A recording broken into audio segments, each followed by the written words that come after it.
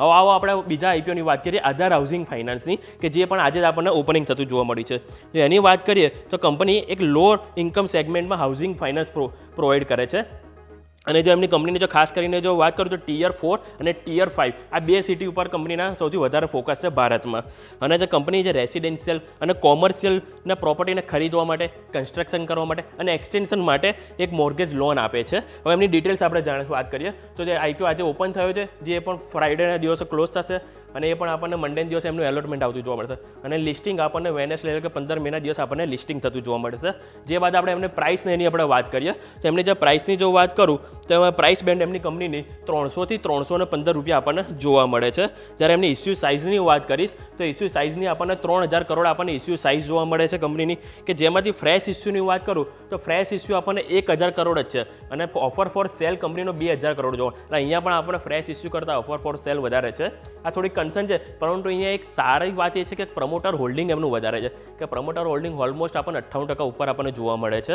એટલે આ એક સારી એવી બાબત છે. હવે આપણે થોડીક ફંડામેન્ટલ જોઈ લઈએ કે કંપનીના ફંડામેન્ટલ કઈ રીતના છે. કે જો ફંડામેન્ટલની વાત કરીએ તો એસેટ 13,630 કરોડ હતી, જે કન્ટિન્યુ આપણને આમાં ગ્રોથ જોવા મળ્યો છે. એટલે એસેટ સારી એક બાબત છે.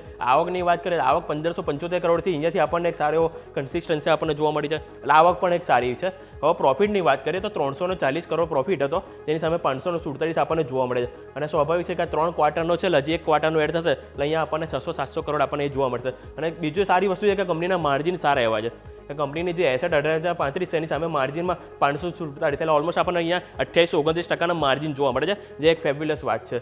જે બાદ આપણે ટોટલ બોરોઇંગની વાત કરીએ, જે ઓલમોસ્ટ 10,000 કરોડથી 13,000. અને સ્વાભાવિક છે કે ફાઇનાન્સ કંપની છે એટલે કોઈ એક જગ્યાએથી પૈસા લેશે ત્યારે બીજી જગ્યાએ આપશે. એટલે નોર્મલ આપણને બોરોઇંગમાં એટલું બધું ખાસ આપણે આમાં ઇફેક્ટ ના હોય, પરંતુ આમાં ફાઇનાન્સ કંપની છે તો આપણે એનપીએ ઉપર જરૂર ધ્યાન આપીશું કે એનપીએમાં કંપનીની 31 માર્ચ 2021માં અરાઉન્ડ 0.7% હતી, જે બાદ થોડો વધારો થઈને 1.10% થઈ હતી, પરંતુ પાછી તે 0.8% આવી ગઈ છે. એટલે એમાં એક સારો સુધારો છે. સાથે સાથે કંપનીના એયુમાં સારો વધારો થતો જોવા મળે.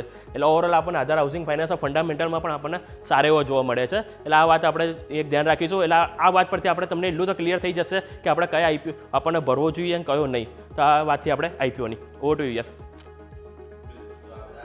કે જેને ધ્યાન પર આપણે અહીંયાથી ખાસ રાખવા